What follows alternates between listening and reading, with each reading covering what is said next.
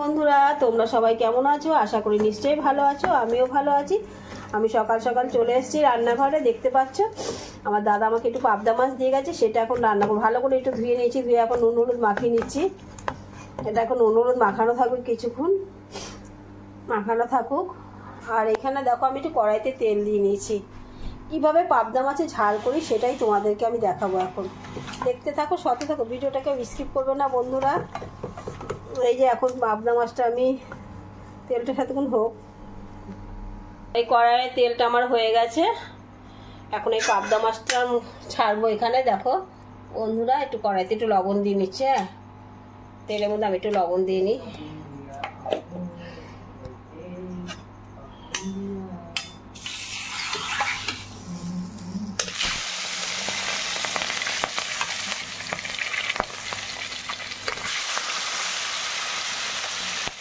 মাছটা এবার ভেজে নেবো একটা একটা করে। ভালো করে তিনটে দিয়ে নিয়েছি, 5টা মাছ।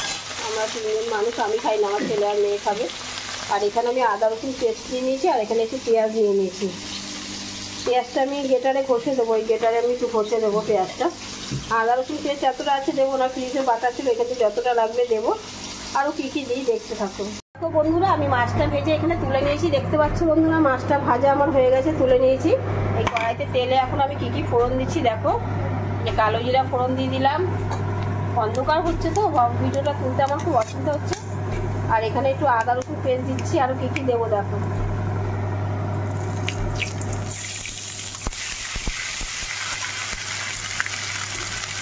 এখানে একটু আদা রসুন পেস্ট দিয়ে দিচ্ছি। আরও কী কী দিচ্ছি দেখাচ্ছি। পেঁয়াজটা গেটারে ঘষে নিই, আমি দেখাতে পারছি না তো, এক হাতে পেঁয়াজটা ঘষতে হবে।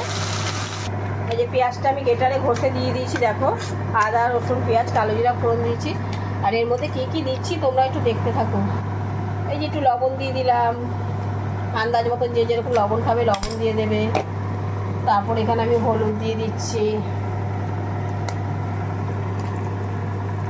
একটু জিরার গুঁড়ো দিয়ে দিলাম, একটু লঙ্কার গুঁড়ো দিচ্ছি। তারপর এবার একটা টমাটোটা কেটে নিই, আমি কেটে তারপর দিচ্ছি, সেটা দেখাচ্ছি। কাটাটা তো দেখাতে পারবো না, টমাটোটা একটা কেটে দিই। এবার একটু ভালো করে এটা কষাবো, টমাটো দিয়ে একটু ভালো করে কষাবো। এবার টমাটোটা কেটে দিয়েছি, এবার কষানোটা হবে।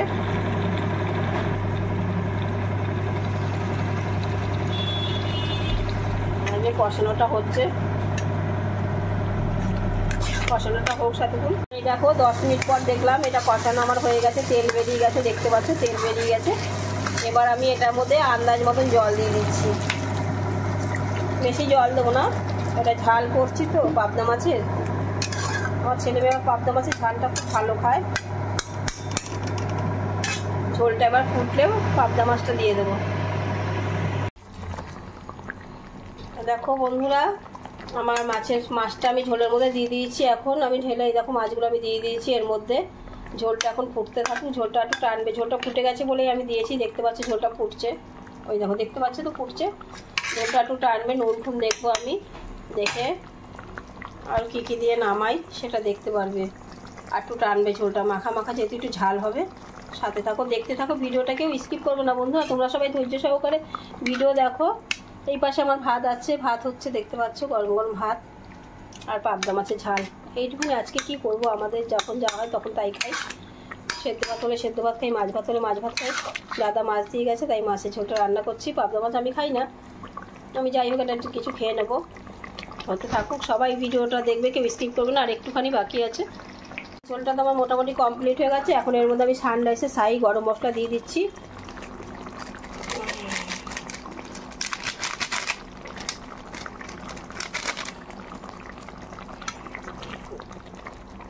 মাছের ঝোল আমার মোটামুটি কমপ্লিট। এখন একটা পাত্রে ঢেলে নেব মাছের ঝোলটা। তোমরা যারা আমার ভিডিওটা দেখছো সবাই লাইক কমেন্ট শেয়ার ও সাবস্ক্রাইব করে দেবে। যারা নতুন বন্ধু আছো তারা আমার ভিডিওটা শেয়ার করে দিও, চ্যানেলটাকে সাবস্ক্রাইব করে দিও। যারা পুরানো বন্ধু আছো তারা তাদের বন্ধুবান্ধবের মধ্যে আমার ভিডিওটা শেয়ার করে দিও। তোমরা আমার ভিডিওটা ধৈর্য সহকারে দেখো, এই জন্য তোমাদের সবাইকে অনেক অনেক ভালোবাসা। আজকের ভিডিওটা বন্ধুরা এই পর্যন্ত। সাথে থাকো, দেখতে থাকো, ভিডিওটাকে স্কিপ করবে না। টাটা।